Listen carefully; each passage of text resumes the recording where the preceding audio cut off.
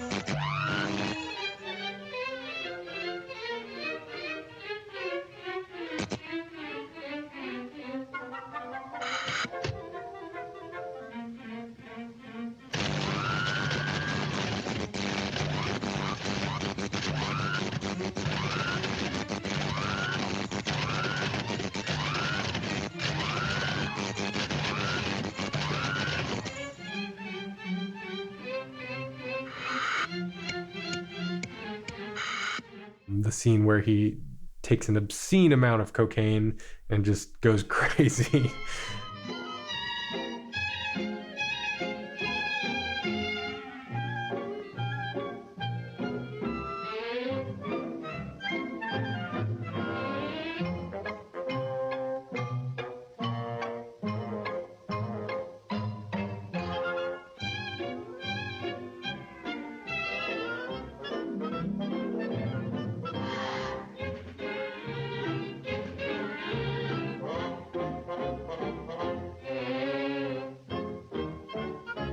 The roller skating scene in the department store. There's just so many hilarious and brilliantly realized comedic set pieces in this film.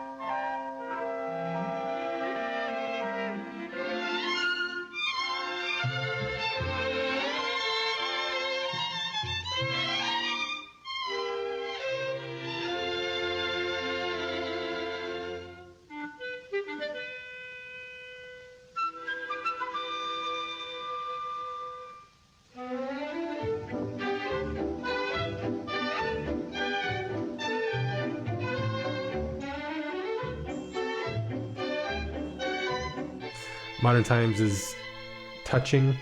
It's a great example of physical comedy, perfected, of course. And like all of Chaplin's films, it has that maudlin sort of tragicomic feeling to it where he can almost make you laugh and cry all at the same time. Modern Times is just a brilliant movie and definitely deserves to be in my top 10. Next, let's go to 1941 for John Huston's The Maltese Falcon. John Huston is a legendary personality, not just a legendary director. He's like the Hemingway of filmmakers. He's this brutish, no bullshit sort of warrior with a million insane stories attached to his name and a life lived with vigor and no shame. Then, of course, we have Bogart, one of my all-time favorite actors, who's also a total no bullshit madman in real life, although not nuts in the same way that Huston was nuts.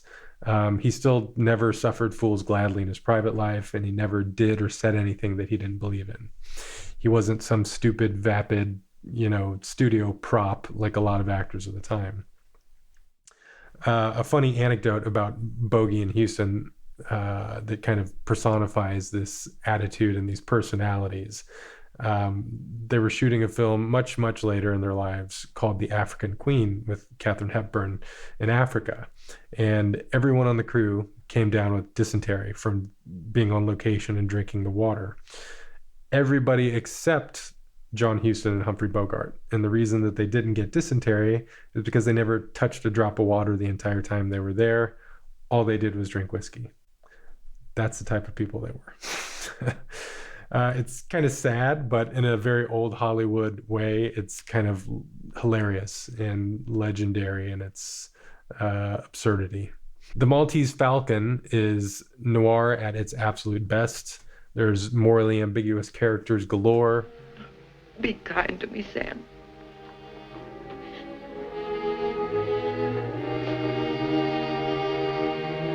Ha! You killed my husband, Sam. Be kind to me.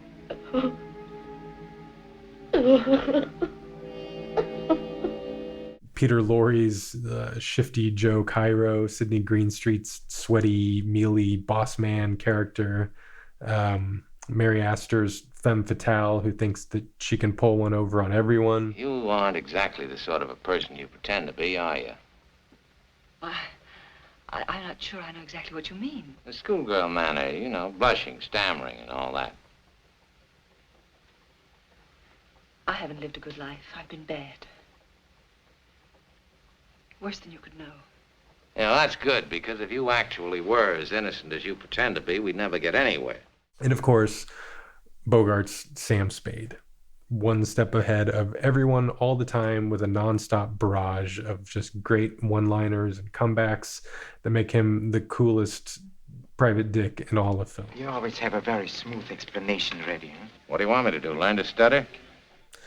The kind of Byzantine hopscotching heist plot ends up being about a MacGuffin. The big black bird itself being an object of no real import. And at the end of the day, Bogey just kind of gives it up and the girl up with absolutely no compunction. Come in.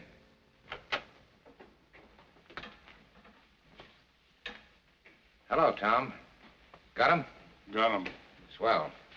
Here's another one for you. She killed Miles. Oh, and I've got some exhibits. The boy's guns, one of Cairo's, and a $1,000 bill I was supposed to be bribed with. And this black statuette here that all the fuss was about. The Maltese Falcon was Huston's first movie, is his directorial debut. And what a brilliant debut to have. I remember reading or seeing in a documentary or maybe in some supplementary materials on a DVD or something at one point that somebody asked him if he had ever received any good advice before he made The Maltese Falcon, his first movie. And this has always stuck with me. He said the best piece of advice he'd ever received in his life was from somebody before The Maltese Falcon began shooting. And he still thinks about it or thought about it every time he made a film. The advice was somebody told him to pretend every single shot in the movie was the most important shot in the movie. Harry, What is it?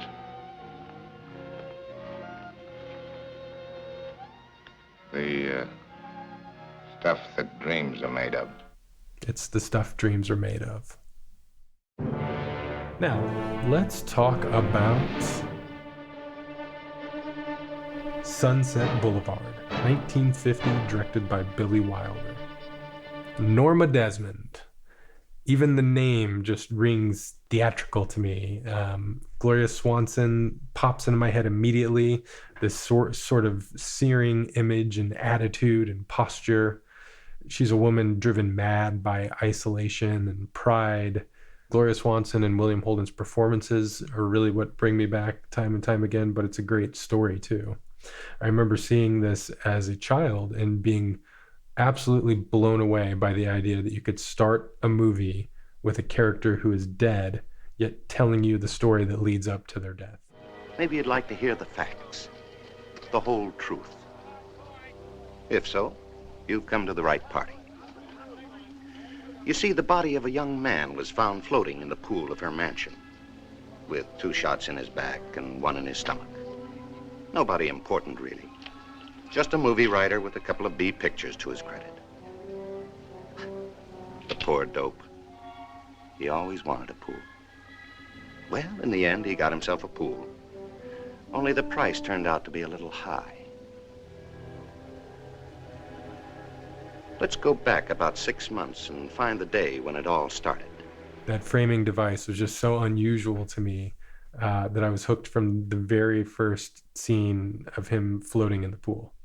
It's kind of an overused cliche now, but in my experience, it was the very first time I'd ever seen that used. Outside of that, at its heart, it's a really dark film, kind of tiptoeing around the constraints of the Hays Code, because essentially it's about William Holden being a kept boy, an indentured gigolo to Swanson's irrational sugar mama whims. May I speak to Miss Betty Schaefer? She must be home by now. Hey, Betty. Here's that weird-sounding woman again. Well, what is this anyway? This is Betty Schaefer. You must forgive me for calling you so late, but I really feel it's my duty. It's about Mr. Gillis. You do know Mr. Gillis. Exactly how much do you know about him? Do you know where he lives? Do you know how he lives? Do you know what he lives on? Who are you? What do you want? What business is it of yours anyway? Miss Schaefer, I'm trying to do you a favor. I'm trying to spare you a great deal of misery. Of course, you may be too young to even suspect there are men of his sort. I don't know what he's told you, but he does not live with relatives, nor with friends in the usual sense of the word. I'll ask him. Also, being an old Hollywood fanatic and aficionado, all the little cameos and inside jokes just tickled me pink, still tickle me pink. Seeing somebody like Erich von Stroheim, who in Sunset Boulevard plays a silent film director reduced to nothing more than this kind of unrecognizable and troublesome hack. The scene that's inside her private theater in her house where he's showing a movie that he directed her in, Norma Desmond, the character is actually footage from a film that Erich von Stroheim made with Gloria Swanson, the real actress. So there's a lot of weird meta layers there, which was never really done at the time. And we'd see a movie right in her living room. So much nicer than going out, she'd say. The plain fact was she was afraid of that world outside. Afraid it would remind her that time had passed. They were silent movies, and Max would run the projection machine, which was just as well. It kept him from giving us an accompaniment on that wheezing organ. She'd sit very close to me, and she'd smell of tube roses, which is not my favorite perfume, not by a long shot. Sometimes, as we watched, she'd clutch my arm or my hand, forgetting she was my employer, just becoming a fan, excited about that actress up there on the screen. I guess I don't have to tell you who the star was. They were always her pictures. That's all she wanted to see.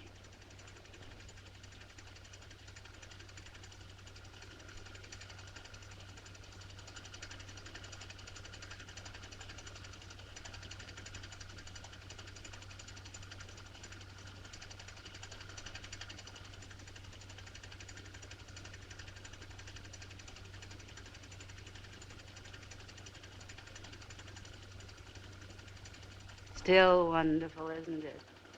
And no dialogue. We didn't need dialogue. We had faces. There just aren't any faces like that anymore. Maybe one, Garbo. Those idiot producers. Those imbeciles. Haven't they got any eyes? Have they forgotten what a star looks like? I'll show them. I'll be up there again, so help me.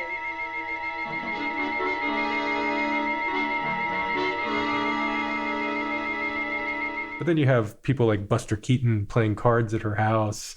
The list just goes on. The whole movie is just beautiful, a gripping tribute to this dead era of Hollywood full of ghosts, egos, and dreams unfulfilled. So they were turning after all. Those cameras. Life, which can be strangely merciful, had taken pity on Norma Desmond. The dream she had clung to so desperately had enfolded her.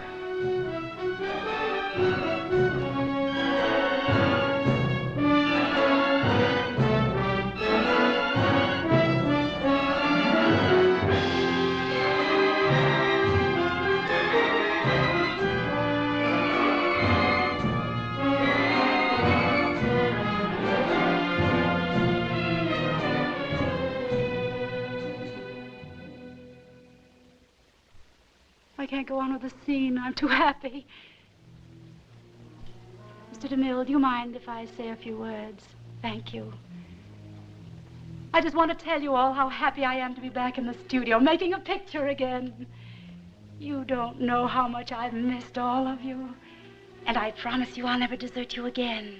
Because after Salome, we'll make another picture and another picture. You see, this is my life. It always will be. There's nothing else. Just us. And the cameras.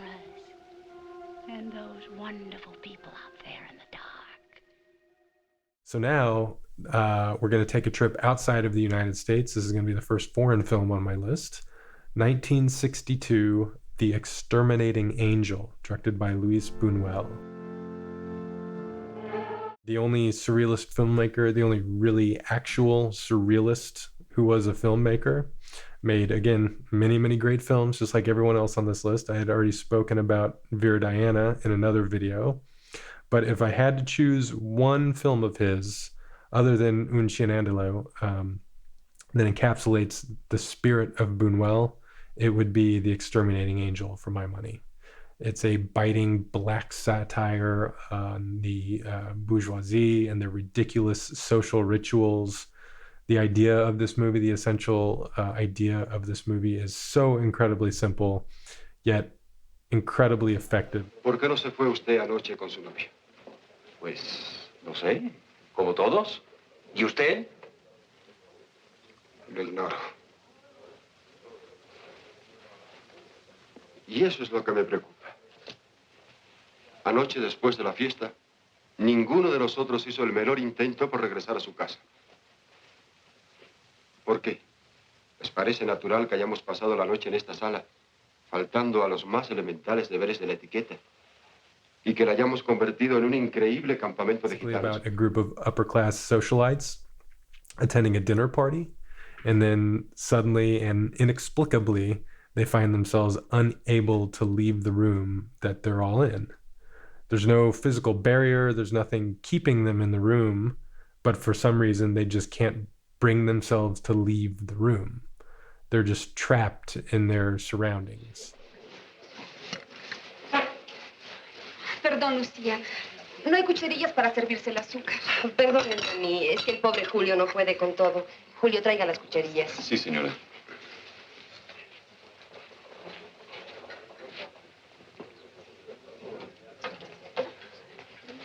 Los señores no necesitan nada. Una taza de café, algún fiambre. Nada, Julio. Vaya usted a donde le han ordenado. Creo que es más prudente esperar a que los señores terminen de desayunar para llevarme el servicio. ¿Qué le ocurre, Julio? ¿No me oyó? Le pedí que nos trajera las cucharillas. Me permití sugerirle a los señores. Basta. Le ruego que cumpla mis órdenes.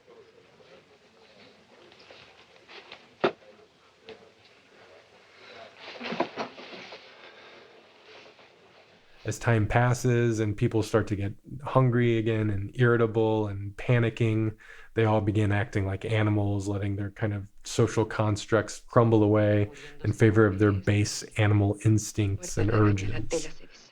Si tuviera dignidad, sabría lo que debe hacer. Se ha escondido con Leticia.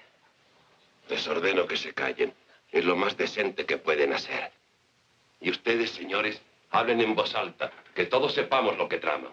Lo que queremos es terminar con él. ¿Terminar con él? ¿Pero se han vuelto locos? Esto es insensato, completamente irracional. No queremos razones. Queremos salir de aquí. Si buscan pelea, la van a encontrar. Álvaro, apártese. Nada queremos con usted ni con el doctor. La necesidad excusa nuestra acción. ¡Mátenlo! ¡Más vale tarde que nunca! Déjenos pasar. Oigan antes, locos. Maten al doctor también. Por algo se opone. Piensen antes en las terribles consecuencias de lo que van a hacer. Este vil atentado no será el único. Supone la desaparición de la dignidad humana. El convertirse en bestias. Apártese, doctor. O no respondo de lo que pueda sucederle. ¡Basta de discursos! ¡A él!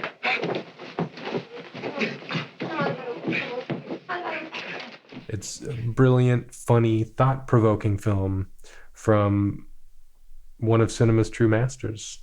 You can't go wrong with The Exterminating Angel. Huele usted a hiena. ¿Qué dice? Que huele usted a hiena, señora. ¿Cómo se atreve? ¿Por qué me ofende? Vergüenza debía darle usted hablar de miserias. Que todos callamos por dignidad. ¿Por qué se asusta de la verdad? Ella huele mal. Y usted, y yo, y todos. Vivimos en una posilga. Como cerdos. Me dan asco todos ustedes. Os detesto.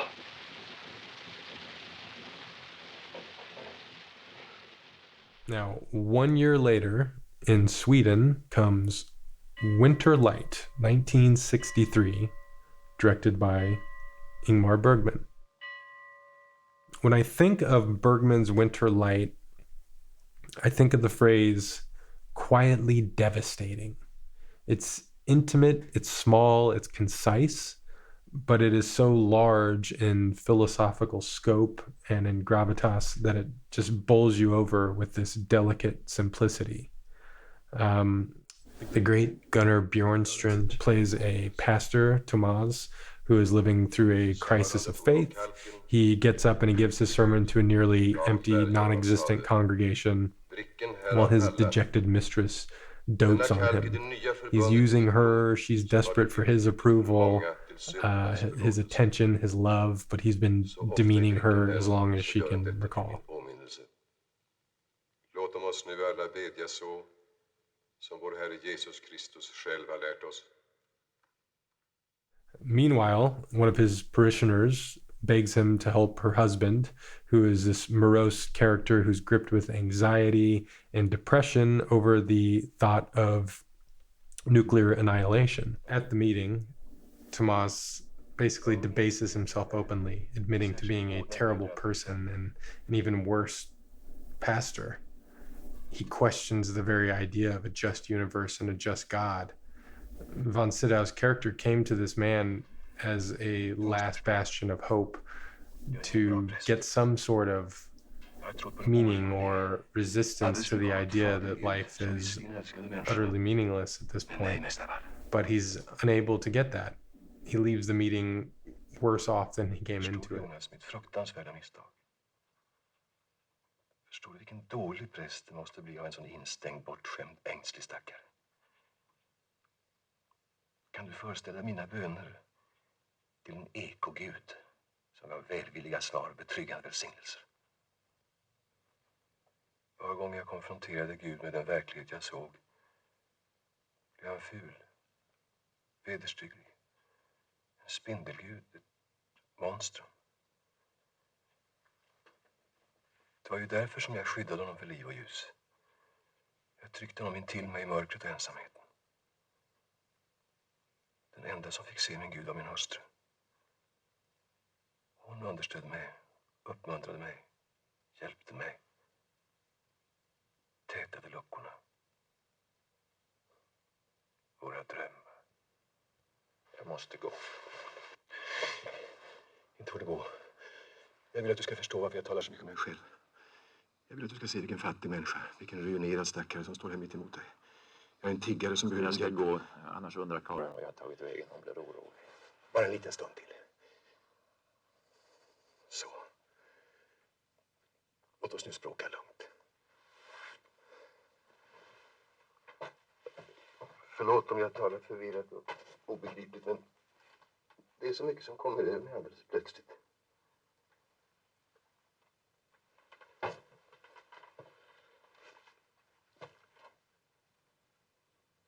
Om det är så att Gud inte finns, vad gör det för skillnad?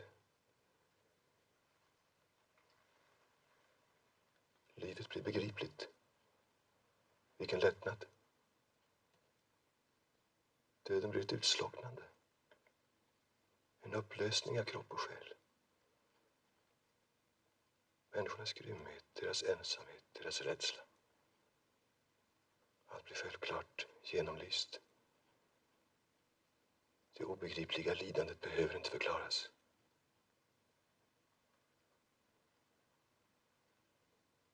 Det finns ingen skapare. Ingen uppehållare. Ingen tanke.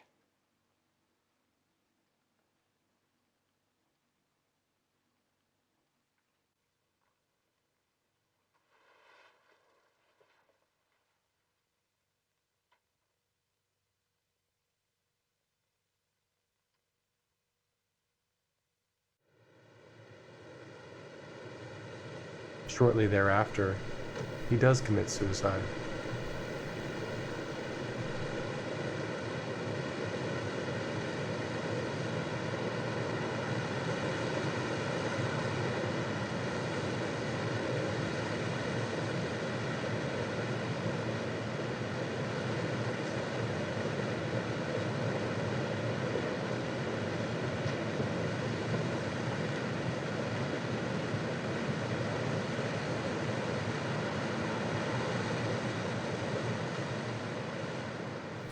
There's a scene where Tomas reads a letter from Ingrid Thulin's character, and we cut to her reciting the letter, reading it in this long sort of monologue.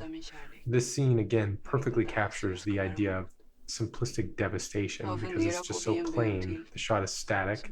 There's no drama to the composition or to the photography, but it's absolutely riveting and imbued with deep dramatic tension and a heartbreaking sincerity. I think about that scene a lot. Käraste Thomas. Det blev ett långt brev där.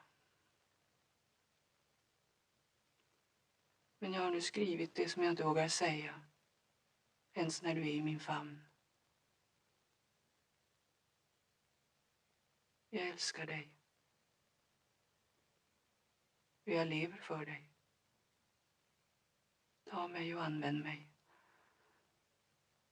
Innanför all falsk stolthet och spelad självständighet har jag bara en önskan. Att få leva för någon. Det blir hemskt svårt.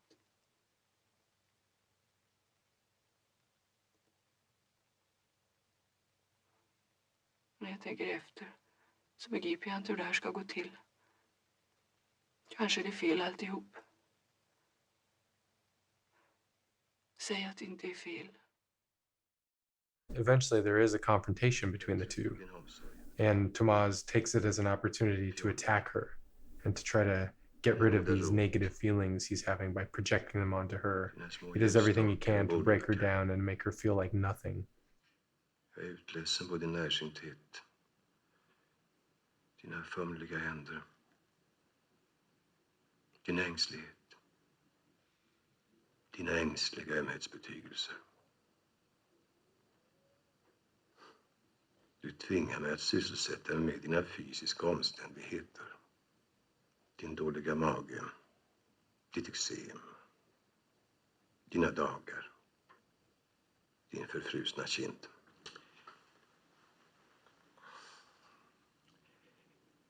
Jag måste äntligen ut ur bråten av idiotiska omständigheter. Jag är trött på alltihop. Allt som har med dig att göra. Varför har du inte sagt något förut? Jag är väl uppfostrad. Ända från födseln har jag fått lära mig att kvinnor är högre väsen. Beundransvärda varelser. Okränkbara martyrer. Och din hustru? Henne älskade jag. Hör det? Jag älskade henne. Jag älskar inte dig, för jag älskar min hustru. När hon dog så dog jag.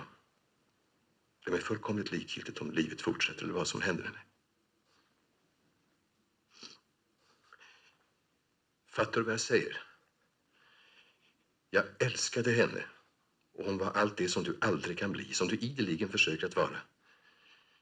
Det blir bara fyllt och parodiskt när du härmar hennes beteende. Bergman is a brilliant filmmaker who hopefully I'll do a longer form video on at some point, so I have a chance to talk about him and his other films more in depth. But for now, I can say Winterlight is absolutely one of my favorite films. Now let's go back to the United States and visit 1976 for a movie called Network, directed by Sidney Lumet. The great Sidney Lumet directs a script from the equally great Paddy Chayefsky, which for my money is one of the greatest screenplays ever written. Absolutely. There's a fantastic ensemble cast, including William Holden from Sunset Boulevard, Faye Dunaway, Robert Duvall, of course, Peter Finch, bringing this razor-sharp, angry satire of mass media and this entertainment-obsessed culture to life. Everyone is familiar with Peter Finch's famous line, I'm as mad as hell, and I'm not going to take this anymore! And, you know, it's true, Finch does an absolutely wonderful job in this film and has some great writing to work with. His rants on his shows are just brilliant. I don't have to tell you things are bad. Everybody knows things are bad. It's a depression. Everybody's out of work or scared of losing their job. The dollar buys a nickel's worth. Banks are going bust. Shopkeepers keep a gun under the counter. Punks are running wild in the street, and there's nobody anywhere who seems to know what to do, and there's no end to it. We know the air is unfit to breathe, and our food is unfit to eat. We sit watching our TVs while some local newscaster tells us that today we had 15 homicides and 63 violent crimes, as if that's the way it's supposed to be. We know things are bad, worse than bad. They're crazy. It's like everything everywhere is going crazy, so we don't go out anymore. We sit in the house, and slowly the world we're living in is getting smaller, and all we say is, please, at least leave us alone in our living rooms. Let me have my toaster and my TV and my steel-belted radios, and I won't say anything. Just leave us alone. Well, I'm not going to leave you alone. I want you to get mad. There's more subdued moments too, like Faye Dunaway and William Holden's ill-fated dalliance that provide some more traditional non-bombastic dramatic dialogue that strikes really deep and rings really true as well. I don't want your pain. I don't want your menopause and decay and death. I don't need you, Max. Now get out of me. You need me badly, because I'm your last contact with human reality. I love you. And that painful, decaying love is the only thing between you and the shrieking nothingness you live the rest of the day. Then don't leave me. It's too late, Diana. There's nothing left in you that I can live with. You're one of Howard's humanoids. And if I stay with you, I'll be destroyed. Like Howard Beale was destroyed. Like Lorraine Hobbs was destroyed. Like everything that you and the institution of television touch is destroyed.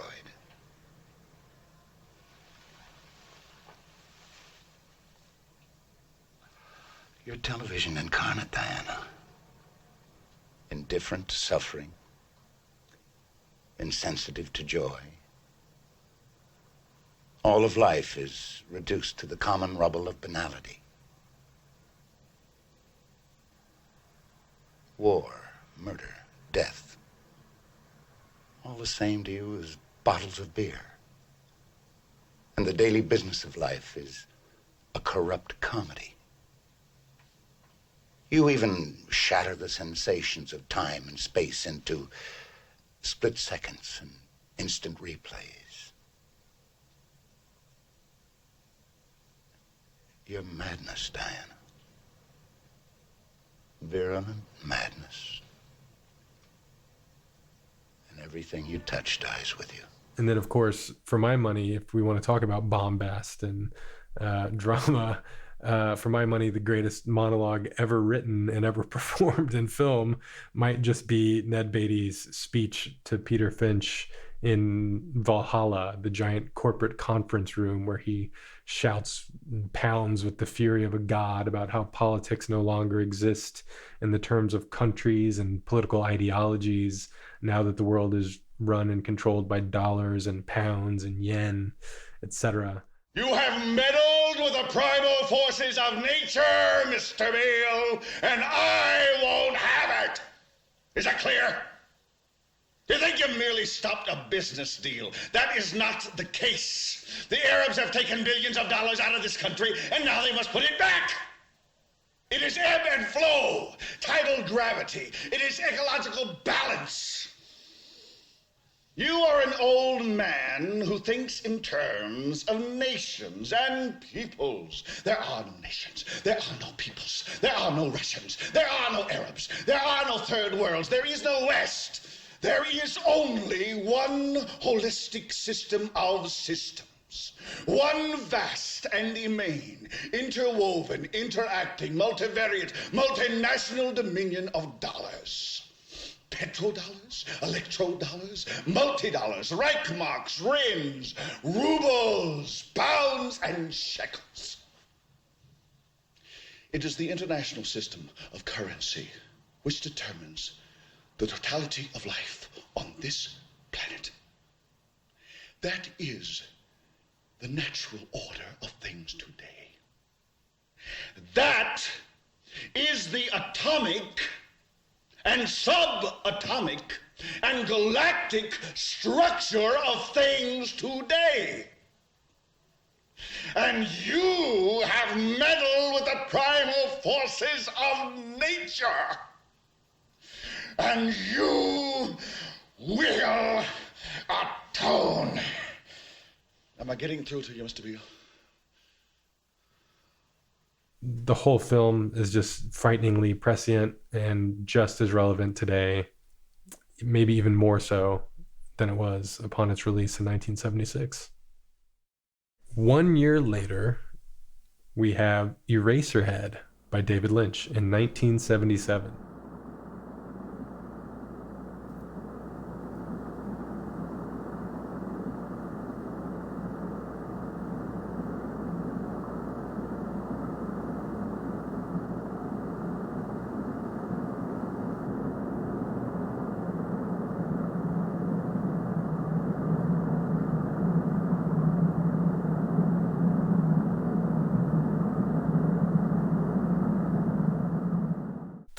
What can be said about Eraserhead? It is the closest a film has ever come to approximating a nightmare on screen.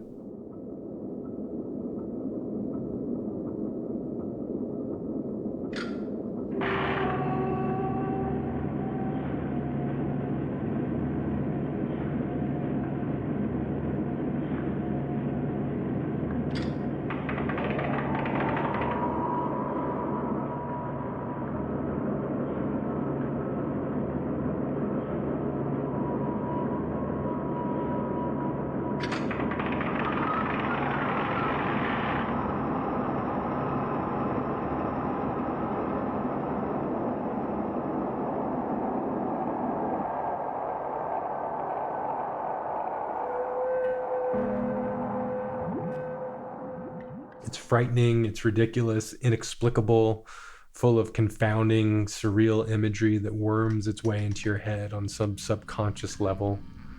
The original midnight freakout that spawned a million cheap, soulless imitations. The film itself, for all of its monstrous, grotesque imagery, is really just a pretty simple allegory for being an unexpected parent, having an unexpected pregnancy, being a parent before you're ready for it, and what a horrifying prospect that is. There's a baby. It's at the hospital. Mom! And you're the father. That's impossible. It's only Mother, been... they're still not sure it is a baby. It's premature, but there's a baby. After the two of you are married, which should be very soon, you can pick the baby up. The world the film takes place in is a post-industrial wasteland of grime and oil and smoke, soot, electricity out of control, freakish people doing freakish things. It's a dark reflection of our own world and our own anxieties writ large in gorgeous black and white cinematography. The story behind Lynch filming this as a film student, essentially squatting on university property over the span of 8 years, is stuff of legend, especially film school legend. It's a story that's always inspired me, that's helped me to realize that if you have an idea you believe in, you should never give up on it because you can always find a way to see it through. If you want to start down the path of surrealist film, there's only two starting points in my mind. Buñuel's Un Chien Andalou, and of course, David Lynch's Eraserhead. Now we're going to skip forward about a decade, and we have Hannah and Her Sisters, written and directed by Woody Allen. So let's get this out of the way right off the bat. I don't care what your opinions on Woody Allen are as a person. The truth of the matter is he is one of the great American writer-directors, and he has made quite a few absolutely wonderful films. One of which is Hannah and Her Sisters. Barbara Hershey is marvelous. She should have been a much bigger star. The always lovely Diane Wiest goes from coke-addled punk to this sweet, confident writer and mother. The goofy, philandering Michael Caine character. Mia Farrow is fantastic in the movie. All great performances and nuanced, well-written characters. Yes, it made me cry. It was so beautiful, so romantic.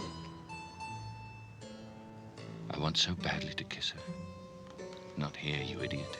You've got to get her alone someplace. But I've got to proceed cautiously. This is a very delicate situation. Okay, yeah. Ask her if you can see her for lunch or a drink tomorrow. And be ready to make light of the offer if she's unresponsive. This has to be done very skillfully and very diplomatically. Did you ever read this one? Elliot, don't! Lee, I'm in love with you. What are you doing? I'm sorry, I have to talk to you. There's so much that I want to tell you. Elliot. I have been in love with you for so long. Please, I don't have any interest in selling it. I ask if you have something with a little puce in it. You gotta fly off the handle. What's the problem? I'm not interested in what your interior decorator would think, Well, okay? I can't commit to anything without consulting her first. That's what I have her for, okay? This is degrading. You don't buy paintings to blend in with a sofa. It's not a sofa, it's an ottoman. One of the things that really pushes it over the top for me is the late, great Max von Sydow's character. He plays this misanthropic painter who doesn't suffer fools gladly, yet still ultimately is played for a fool himself. Talking, and I didn't realize how late it had gotten. You missed a very dull TV show about Auschwitz. More gruesome film clips. And more puzzled intellectuals declaring their mystification over the systematic murder of millions. The reason why they can never answer the question, how could it possibly happen, is that it's the wrong question. Given what people are, the question is, why doesn't it happen more often? Of course it does, in subtler forms. I have a little headache from this weather. Oh. It's been ages since I sat in front of the TV, just changing channels to find something. You see, the whole culture Nazis, deodorant salesmen, wrestlers, beauty contest, a talk show. Can you imagine the level of a mind that watches wrestling? Huh? But the worst are the fundamentalist preachers, third-rate con men telling the poor suckers that watch them that they speak for Jesus and to please send in money. Money, money, money.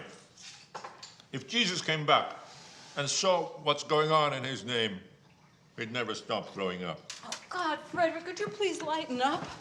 Also, the Woody Allen character's B story about how he thinks he's going to die. He scrambles from religion to religion, looking for meaning in life, finding none, and ultimately attempting suicide. Then he finds himself at a movie theater and sees a Marx Brothers film. He suddenly realizes, hey, what the hell, life's not all bad. And it just is so simple in its poignancy that it never ceases to bring a smile to my face. And I remember very clearly, I walked the streets. I walked and I walked. I didn't know what was going through my mind. It all seemed so violent and unreal to me. And I wandered for a long time on the Upper West Side, you know, and it must have been hours. You know, my feet hurt, my head was pounding, and I had to sit down. I went into a movie house. I didn't know what was playing or anything. I just needed a moment to gather my thoughts and be logical and put the world back into rational perspective.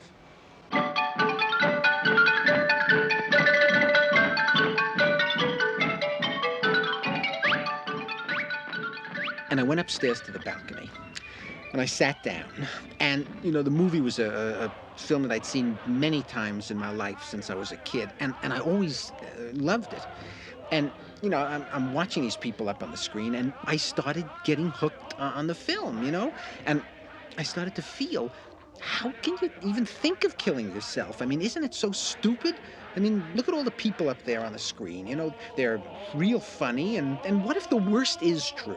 What if there's no God, and you only go around once and that's it? Well, you know, don't you want to be part of the experience? You know, what the hell, it's not all a drag. And I'm thinking to myself, geez, I should stop ruining my life searching for answers I'm never going to get and just enjoy it while it lasts. And, you know, after, who knows? I mean, you know, maybe there is something. Nobody really knows. I know maybe is a very slim reed to hang your whole life on, but that's the best we have.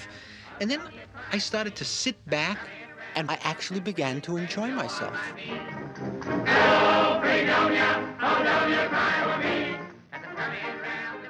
Woody had an amazing run in the 80s, and Shoulder to Shoulder with Crimes and Misdemeanors, Hannah and Her Sisters is probably my favorite film that he ever made.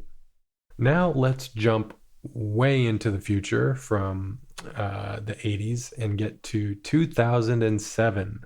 For There Will Be Blood by Paul Thomas Anderson.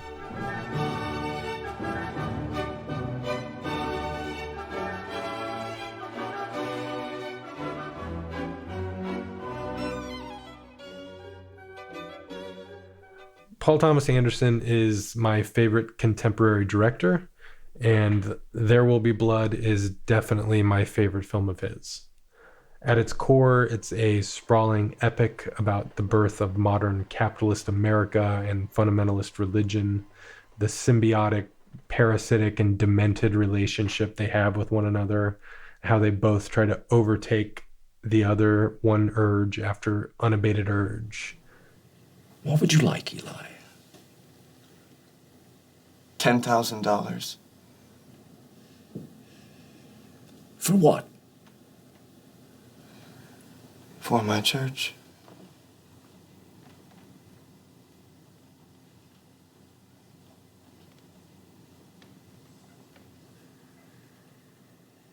That's good. That's a good one. Of course, commerce wins in the end. The almighty dollar bludgeons God in the skull with a bowling pin when all is said and done. Drinking its milkshake, consuming it. If you have a milkshake, and I have a milkshake, and I have a straw, there it is. That's a straw, you see. Watching. And my straw reaches across the room starts to drink your milkshake, I drink your milkshake. I drink it up! Don't bully me, Daniel! Did you think your song and dance and your superstition would help you, Eli? I am the third revelation. I am who the Lord has chosen. Because I'm smarter than you. I'm older. I'm your old friend, Daniel! I'm not a false prophet. Help me, You sniveling boy. I am the third revelation. I am the third revelation. Daniel Day-Lewis gives an absolute tour de force performance as Daniel Plainview. Coming over and make my son here again. Can't you do that? Let me bless the world. It's happened. Daniel, you shouldn't have done that. Daniel. You owe the Church of the Third Revelation $5,000. One of the arrangements that we made.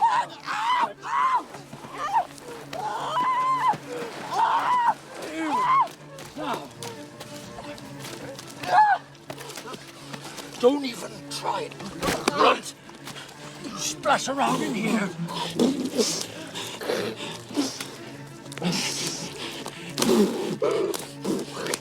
That's it, that's it.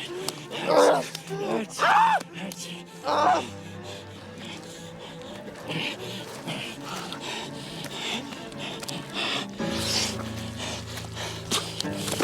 I'm gonna bury you underground, Eli.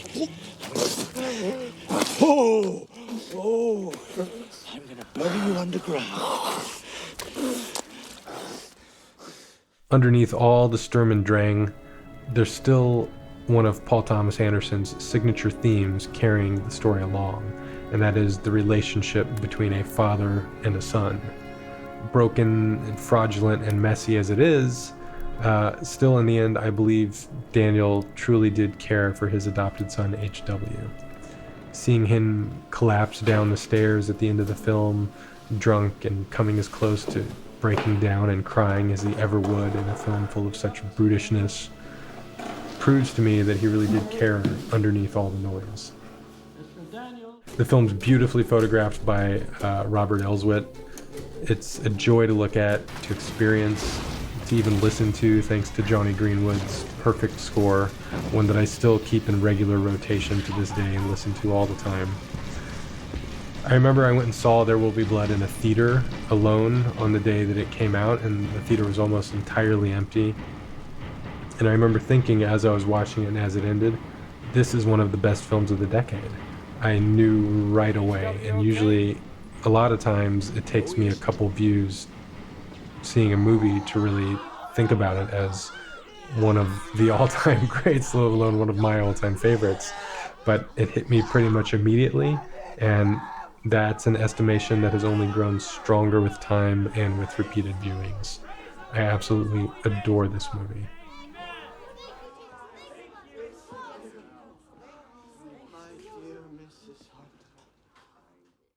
Let's talk about my favorite movie of all time. When people ask me what my favorite movie is, I always have a very quick answer. 1963, Federico Fellini's 8½. It was the movie that really, truly shifted my perspective on what I imagined film could be. It made me want to be a filmmaker. I'm not sure exactly what originally made me gravitate to the movie. I tangentially knew who Fellini was, but didn't know anything about him or any of his films at the time. I was totally unfamiliar for all intents and purposes. I went to the video store, and it was the first movie of his that I saw that was in to rent, so I rented it. There I was all of 14 years old, popping in a worn out VHS copy of the film one night when I was alone in my room, and I was instantly transported to another world. The film was so different than anything that I had seen before. The way that it fused dream and reality, slipping in and out of the narrative of the film, it was almost like losing consciousness. I felt like I was falling asleep and waking up throughout the movie as I was watching it there alone in the dark at night. Uh, you know how I said that Eraserhead is the closest I've ever seen to a film putting a nightmare on the screen? Well, Eight and a Half, the very first time I watched it, literally made me feel like I was having a lucid dream while I was experiencing it. It was bold and exciting and funny and touching, sensual, layered with themes and meaning. It also had the most beautiful cinematography I'd ever seen in my life. It's one of those films where you can pause it on any random frame and hang the image on your wall. It is gorgeous in every sense of the word. And it wasn't just the photography that made it so interesting and beautiful either. It was the blocking of scenes. There was always so much going on, so many layers, so much to look at.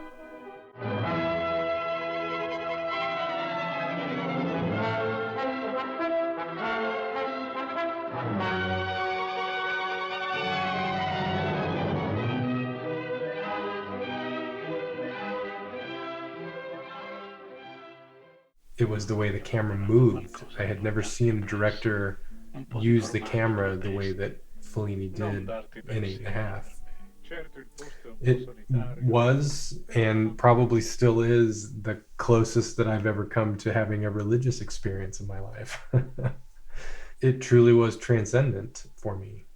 I've now seen the film well over 100 times in my life, and that's probably a conservative estimate, actually, because I went through a period where for months I watched the movie probably every day, studying every single shot, every scene. I was obsessed with it for a long time. It was the first movie I ever bought on DVD. The Criterion Collection version that was released was full. It had a whole second disc just full of extras and supplementary material, giving this greater context to everything that I had never had access to before. And it just opened up the film tenfold from there for me. It's a story about an artist in crisis, an artist that's in battle with himself, his own urges, his ego, his pretension, his artistic ethics, and the messiness of having to let other people into your world. One that, as an artist, you want to focus on and control as tightly as possible. The film was originally titled The Beautiful Confusion, and that original name has always made a lot of sense to me. Mi sembrava di avere le idee così chiare. Volevo fare un film onesto, senza bugie di nessun genere. Mi pareva di avere qualcosa di così semplice da dire. Un film che potesse essere utile un po' a tutti, che aiutasse a seppellire per sempre tutto quello che di morto ci portiamo dentro. E invece io sono il primo a non avere il coraggio di seppellire proprio niente. Adesso ho la testa piena di confusione. It's a comfort movie to me. It's nearly perfect in every regard, and I can put it on again and again and again and enjoy it every time. I know its rhythms, I know its patterns, it's plotting so well that it feels very natural and comfortable to me to have on in the background, whether I'm paying attention to it or not. It's just a film that I feel like is part of my life, and I can't imagine it not being there. I think I would be a much different person if I had never rented that tape when I was a young kid and had that experience in the way that I had the experience. E lui la rifiuta. Perché non ci crede più? Perché non sa voler bene. Perché non è vero che una donna possa cambiare un uomo. Perché non sa voler bene. E perché soprattutto non mi va di raccontare un'altra storia bugiarda. Perché non sa voler bene. Eight and a Half, Federico Fellini, definitely my number one film of all time. Okay, well, thank you for watching. I hope you found this interesting. Maybe you are inspired to go out and watch some of these films. Maybe if you've seen them and you're familiar with them, it just makes you want to go rewatch them. whatever the case may be. I hope you found some enjoyment here. I know I enjoyed talking about these things, as brief as the discussions were about each. Thank you very much for watching, and I will see you soon.